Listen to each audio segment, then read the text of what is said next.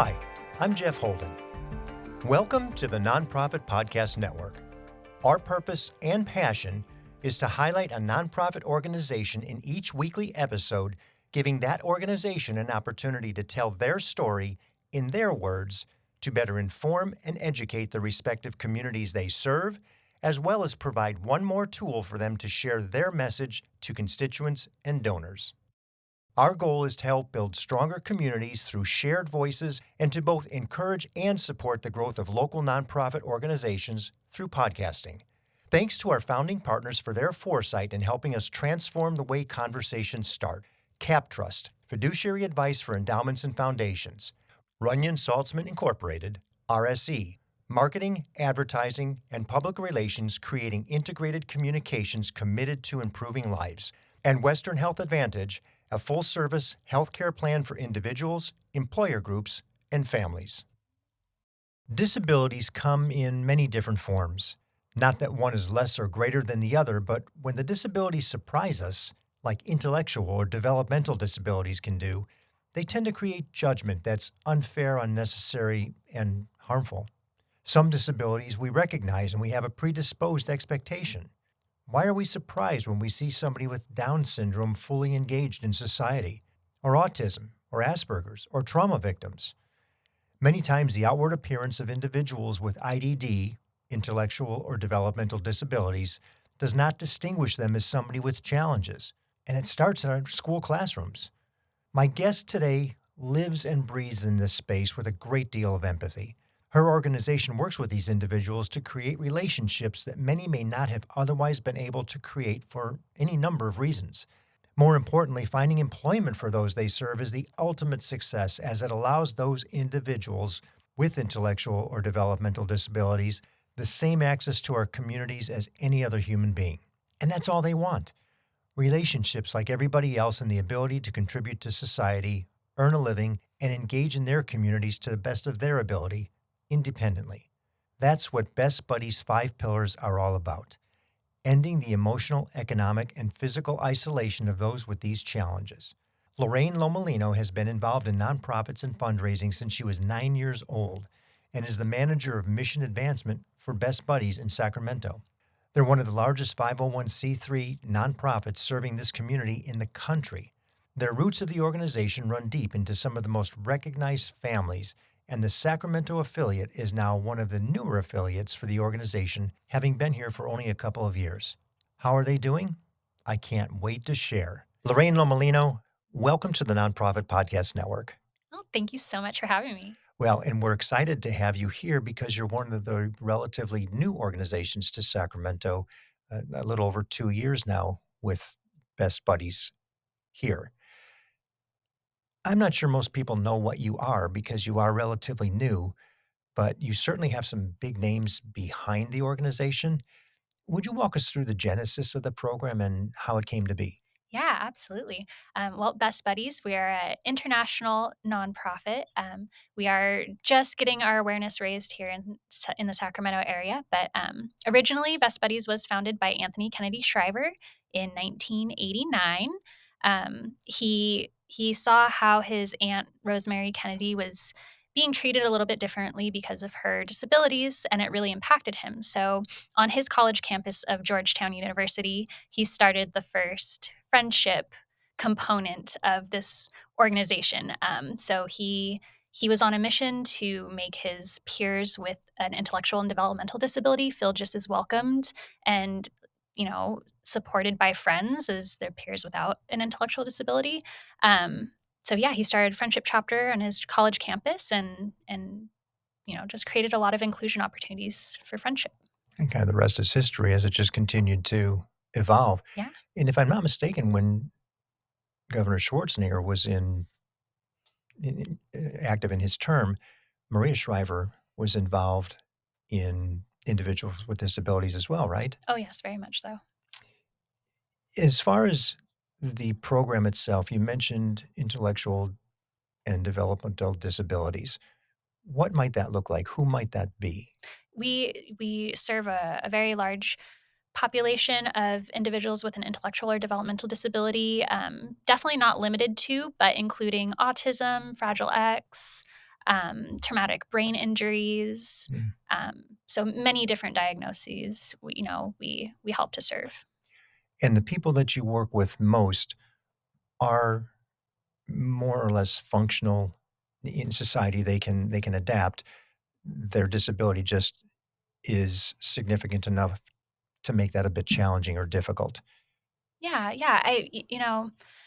I think our society unfortunately does overlook a lot of individuals who have some sort of intellectual or developmental disabilities. We refer to it as IDD. It's a little bit Mhm. quicker to say, but yeah, these individuals with IDD are usually not given as many opportunities as their peers without an IDD. They get overlooked for friendship, they get overlooked for employment, and getting to know um, this group of our community, they are some of the most fantastic, passionate, intelligent people you will ever meet. And so our organization really aims to give them an equal chance to be seen, to make a friend, to get a job. And yeah, it's life changing for them, really. Yeah, I can imagine for the families as well who have worked so hard to do what they can to get either their child or their student or even the adult integrated Mhm. and find somebody who accepts them for what they are. And we work with so many unique, really unique organizations, in the community that do what they can. I think that cross over in some way, shape, or form. In terms of the organization itself, it's built around these 5 pillars. Would you identify what they are for us? Yeah. So our first pillar was, of course, the friendship pillar. Um, this really does bridge, the gap between an individual with IDD and making a friend.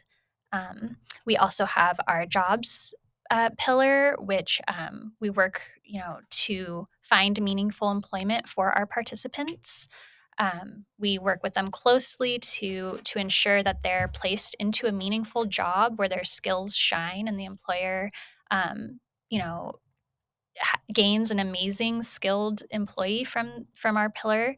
Um, 82% of individuals with an IDD don't have a paid job in our community, and so we are working to reduce that. A And and we have a workplace shortage for the most part, yeah, yet there's 82% of these people who are yeah. capable Mhm. that just haven't had the access or the opportunity. Exactly, exactly, and, like I said, yeah, this population does often get overlooked, and maybe just prejudged, without ever having the opportunity to, have the employer delve farther and look at their resume and have that interview with them and then come to see, like, "Wow, this is an amazing person with great skills, fantastic employee." Mhm. So, we're working to open that opportunity. I don't think we covered all the pillars yet. I got you. I Oh, interjected yes, something in there, so keep going. Sure, sure. And then we have our leadership pillar. This really helps to strengthen public speaking skills and self advocacy for individuals with and without an IDD, to really go out into the community and vouch for themselves and advocate for themselves through being strong public speakers. We have our living facilities pillar, which brings together individuals with and without IDD into a living environment, whether that's a single family home or apartment spaces. We do have a manager, a support team on location for these living facilities, but it's a really great way for our participants to gain life skills and learn from each other and cook and really interact in an independent living environment. And our newest pillar is family support. Which is an amazing resource for expecting parents or parents who have recently welcomed a child with an IDD into their family. We match them with a more experienced family who has a child with an IDD, and it works as like a great resource and support sharing dynamic. And if I'm not mistaken, 3 of the pillars are fully implemented in Sacramento. We don't have a living facility yet, and the family support services is new as well. It's not here yet. Correct. Yes. Okay. Yours as an organization started nationally, and you would look something like an affiliate, not unlike a Big Brothers Big Sisters Mhm. or Girl Scouts, to where your actions are actually supported in effect by the parents, so to speak. What's the relationship with home office if that's the right thing to, I mean, how are you structured? Sure, yeah. Our headquarters is out of Miami. We are opening office locations, you know, as much as we can, as soon as people see what we do and our awareness hits a market. Everybody wants to jump on board and get involved with these programs. So we open office locations around the country, around the world. Sacramento is relatively new. We've been in this area for about 2.5 years. Um, but we're seeing incredible growth. The people of our community really want to get involved, and we've been growing pretty quickly. And I imagine in some cases, a family with a child or a student with IDD, if it's not severe enough, they don't fall into one set of programs, yet they don't want to put a child or a student, even a young adult who's more capable into, a lesser space. They don't need that much care or that much service. They'd rather get them into the ability to be more functional and more integrated into whatever the role is, if it's school or if it's work or, independent living. So I can see the need where those individuals and or those parents, those families are stuck somewhere in between looking for something like what you provide. Mhm. We have other organizations that handle the more severe cases, Mhm. and yours is somewhere, on the outskirts of that to where not quite that deep, but more on the fully integrating side. So how do they get there? How does one find out about you? How does somebody with a child or a student or an adult living at home with IDD know you exist? Yeah, we have a few great paths to awareness in the community, and I think that especially for a younger demographic, there are a lot of programs, there are a lot of supports available. But let's say after that child graduates high school, there's really not as much support readily available through other programs. So, an organization like ours really comes in, um, and offers some life changing opportunities for that next step of that individual's life, whether it's finding a job and supporting themselves when maybe other support that they're receiving from other organizations has run out. Um, we do a lot of word of mouth. Opportunities like this podcast Mhm. help us so much because everybody knows a friend or a family member who knows somebody who could use a friend, a job, leadership training. So really, our word of mouth is huge here in the Sacramento area. And you've touched on a couple of things in as we were talking prior to recording even. I think when you got here, there were maybe only a handful of schools. Mhm. Now you're in. Yeah, now we have friendship programs opened within 22 schools in the Sacramento area. And these are really, I mean, life-changing opportunities for individuals who maybe have never had a friend before and finally being seen for the first time and somebody caring about them, calling them on the phone. I speak to too many of our participants where that was the first time that they've ever had a friend, the first time anybody's ever called them to ask how their day was. And I think I'm getting a little teary-eyed. I think a lot of us can take that component of life for granted.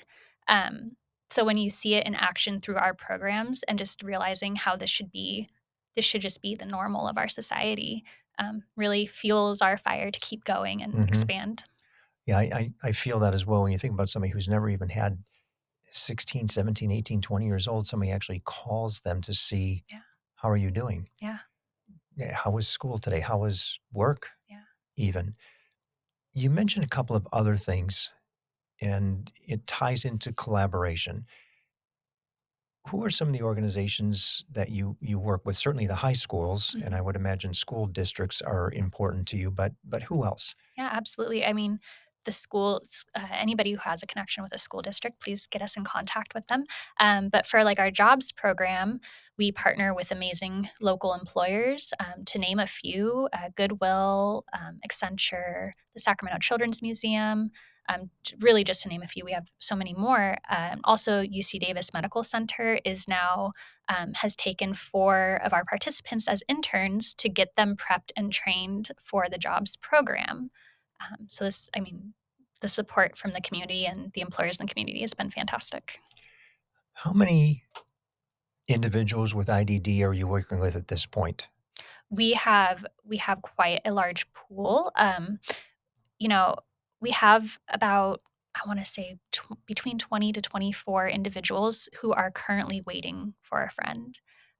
So we really need to get the word out to say, "Hey, if you can volunteer some of your time, become a friend to one of our participants, we know it's gonna be so impactful for both parties involved." And often, even though it's just like a 1 or 2-year kinda commitment, these naturally blossom into lifelong friendships.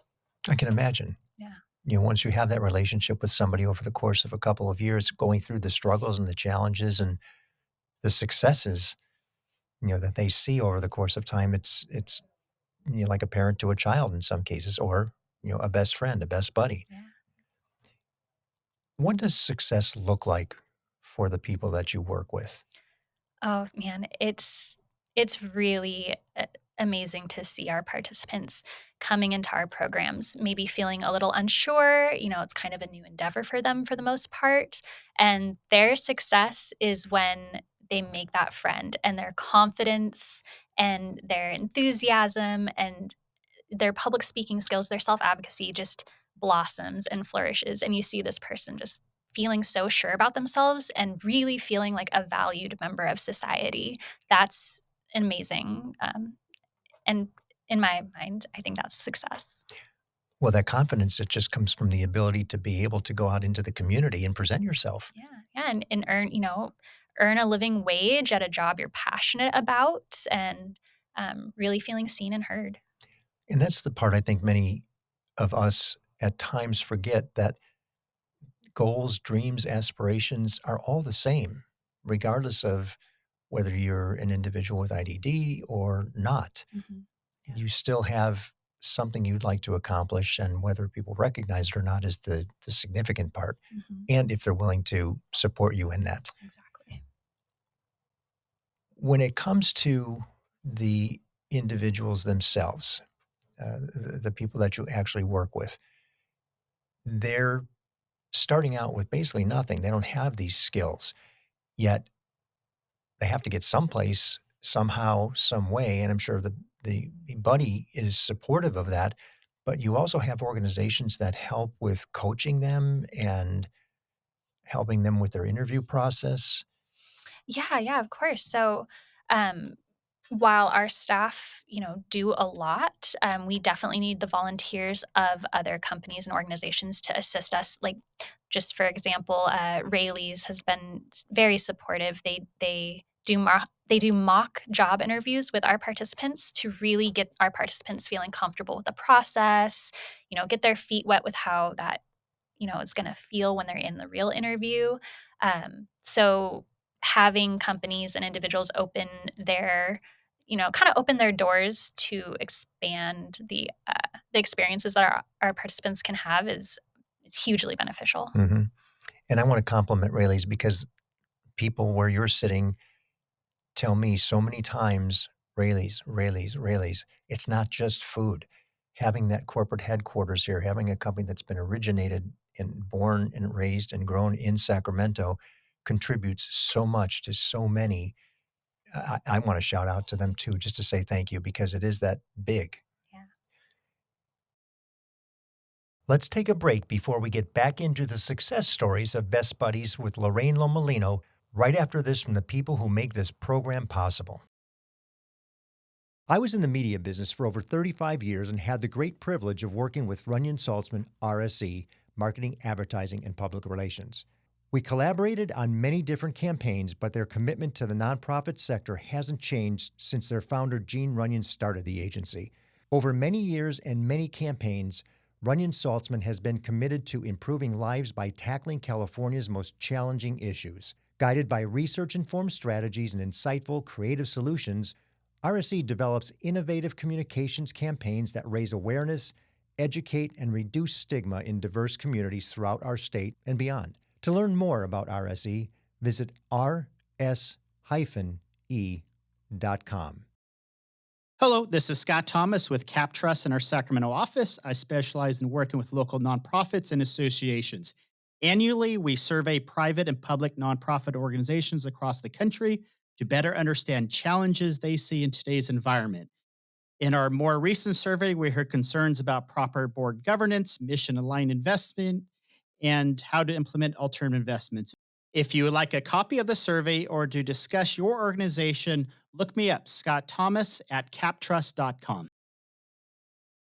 I'm thrilled to have Western Health Advantage partnering with us as they do so much to support so many nonprofit agencies in our community. As a truly local health plan, you'll find individual and family options, employer options, plans for CalPERS and Medicare Advantage.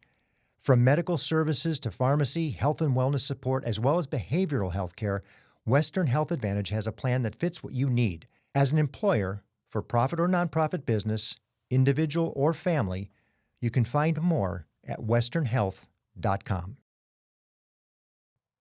When you mentioned your people, how many of your people are there and what does that look like? How many employees, cadre of volunteers? Well, I mean, thankfully, just over the last couple of months, we have grown from an office. We started out an office of two individuals working for Best Buddies, myself and my coworker, and then now we're up to 6 employees in our area. And we support the 3 pillars we have, as well as the interns at UC Davis Medical Center. We wear a lot of hats, so Well, 2 to 6 is exponential growth. That's big. yeah, our programs and our participants' involvement and our signature events that are bringing in all of these attendees have really facilitated our growth. We see the desire from our community to expand what we have to offer. That leads to the next question, funding. How is the organization funded? Our local Sacramento office, we do receive some government funding. We also have 2 signature fundraisers each year. One happens in the springtime, which is our Friendship Walk, and then one happens in the fall, which is our Champion of the Year, campaign. And then we have a great gala celebration, and those bring in a good amount of our revenue. And if I'm not mistaken, your overall budget is somewhere around $500,000, For our Sacramento office, that's with correct. the majority of that coming from those 2 events? Yeah, and the government funding, also individual donations, corporate giving is huge. We would love to expand that in our area. To diversify our revenue streams is super vital. Mhm. Is there any necessary contribution for the families of the buddies? For our friendship programs, no, but we do work with the Alta Regional Center as a client. So the ins and outs of the finances from those departments aren't exactly my forte, but I could get you that information. I appreciate that. If anybody wants to, I'm sure they can reach out through you through the Yeah. website, and we'll post that in the show notes afterwards.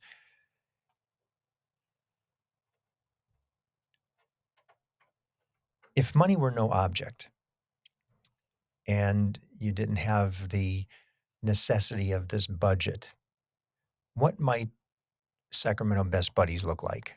Oh man, the next huge goal on our horizon is to open a living facility here in Northern California. We know that the want is there, but the funding it's a lofty amount to get that up and running. But if there's no budget and money's no Oh object, yes, we're we gonna have we're gonna build a facility for. beautiful living facility, and I would say all of the awareness we could possibly buy with an unlimited amount of money. Once the awareness is there and people know we're here and they're getting involved, I know that the funding will flow after that. So this is kind of a snowball effect. You start with six schools. You're up to 22 schools. Before you know it, it'll be 30, 40, 50 schools that have the integrated program. Those children, students, IDD buddies are now talking about it, and it expands, and it becomes exponential as it compounds itself. In a couple of years, if you've gone from 0 to where you are today, and we look down the line, are there any examples of maybe other markets that you've seen similar to us develop the way that we're developing, that you could say, "Well, here's what it looks like we expect by in terms of where you would like to be in a couple of years? Do you have goals? Does the organization set goals for you? Oh, yes, absolutely. We have the California strategic initiatives that we are trying to accomplish goals, and we take those larger picture milestones and we say, okay, what can we do as Sacramento to achieve those larger picture Mhm. milestones? And yeah, we have an amazing advisory board who is helping us expand into schools. We need to make connections with more employing companies, more employers, so we can have a unique and diversified pool of employers for our participants to be like, oh, I have this skill set. Here's a great employer that I would want to work for. Um, but yeah, we have every year our events we're raising the goal for each event because we see that we're consistently surpassing our fundraising goal from the year before, and we're just growing so fast out here. And we're in 2024 as we're doing the interview. If I'm not mistaken, you said your November gala is sold out? We sold out last year, which was our first annual year. We Okay. didn't know what to expect. And we said, "Hey, if we could get 75 people in this room, that would be fantastic." We sold out at 200 with a wait list. From 75 expectation, you sold out at 200? We You did, cut it off? and people were like, "Okay, put me on the wait list if anybody," people wanted to attend. I'm like, "I'm at capacity." Right. And so, this year we've raised our goal a little bit higher and already projecting to surpass that. And the passion in Sacramento is just like no other that I've seen before. That's incredible. I'm thrilled to hear that because the support for obviously our challenged individuals is it's so necessary in so many different ways. And as we talk to so many different organizations, this is a group of people who are capable and competent. And we just had Pride Industries in here, same situation or very similar situation of just the unknowing. People don't know, Yeah. and they're full. Hmm. They don't have. They have more. Obviously, I think the number was one individual for every 10 jobs. Hmm. So the opportunities, I think, for the awareness and the people we know they're out there. Hmm. These capable and competent individuals are out there. It's just the acceptance by the community and Oh, by yeah. the employers to say, Absolutely. bring them on. Absolutely. And I say this in complete, with a complete genuine heart.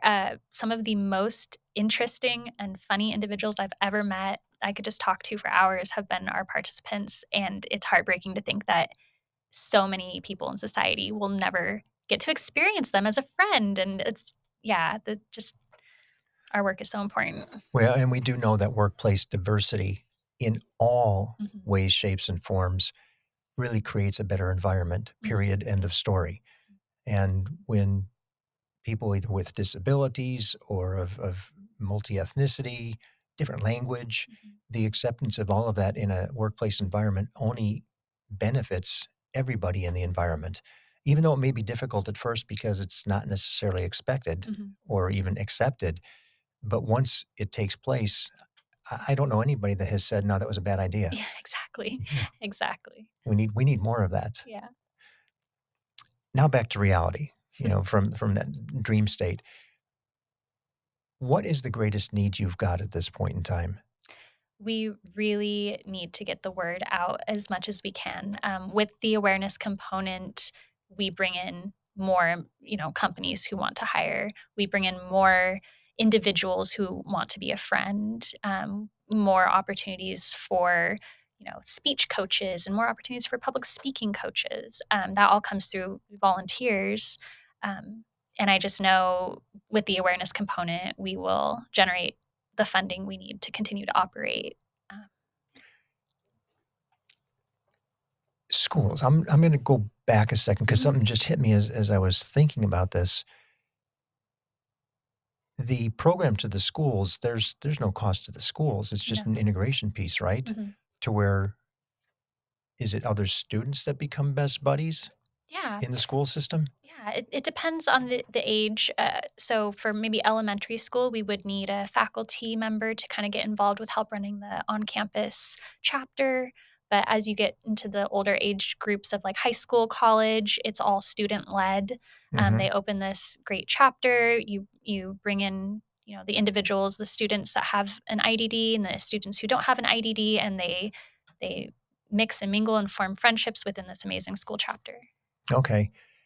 My mind is going a million miles a minute. The people that we've had sit in the chair across from me, I'm thinking, oh, wait a minute, you need to talk to so-and-so because they scratch the surface of where you are, but they don't deal with it. But it comes into their organizations. It's just not something that they can satisfy or fulfill. And I mean, the list is going to be voluminous before we get out of here as I keep thinking of the people that you need to connect Oh, I with if you love it. haven't already touched base with them. It's what Uh, we need. right. What's the best way to get in touch with you? How do we find out more about the organization? Yes, I would urge everybody listening to this, share it with your friends and family. Go to bestbuddies.org/California. It has a little overview of our programs, and you can fill out interest forms that will direct you to the exact staff member who can tell you more about the process and get you going in the right direction. And that would be to be involved in a variety of different ways. Oh, If I was yes. interested in being a buddy, Mhm. I could do that on the website. If I Mhm. wanted to donate, I could do something on the website, Mhm. find out about the events. Yeah. Yeah, absolutely. There all of the opportunities we have to really get involved. Um, you fill out, an interest form, and then that gets pushed directly to the correct staff member in our area for you. Okay, wonderful. Well, Lorraine, caring for and supporting those in our community who have intellectual or developmental disabilities, IDD, which is the first time I've heard it, professed that way. It's such a necessary requirement. And keeping some of those most vulnerable not only safe, but engaged and giving them opportunities is a sign of a good society. I Yeah. mean, it's what we should be doing. And you guys are fostering that. You're helping it and bringing the awareness to not only the cause of it, but literally putting them into paying jobs Mhm. in many cases. And knowing that 82% of that population doesn't work, yet Yeah. is perfectly capable and competent of doing something Mhm. Mhm. for an income and maybe even independence, that just blows me away. Yeah. So thank you for what you do. And thanks for the connection to the community and the integration in the community in so many different ways, from high school to employment, to you and your team. We applaud that. Oh man, thank you so much for helping us get our voice out a little farther, through your podcast. We hope so, for sure. Yeah. Thanks. Thank you. I hope you enjoyed the episode. If what you heard moved you, please reach out to that organization and do what you can to help. If you like and appreciate what we're doing to support local nonprofits, please give us a positive review, subscribe, and share. If you're a nonprofit with an interest in participating in an episode, you can reach me at jeff@hearmenowstudio.com. If you have a need for the services or products our sponsors offer, please reach out to them. CapTrust, fiduciary advice for endowments and foundations; Runyon Saltzman Incorporated, RSE, marketing, advertising, and public relations, creating integrated communications committed to improving lives; and Western Health Advantage, a full-service healthcare plan for individuals, employer groups, and families. The Nonprofit Podcast Network is a production of, is recorded at, and edited by Hear Me Now Studio.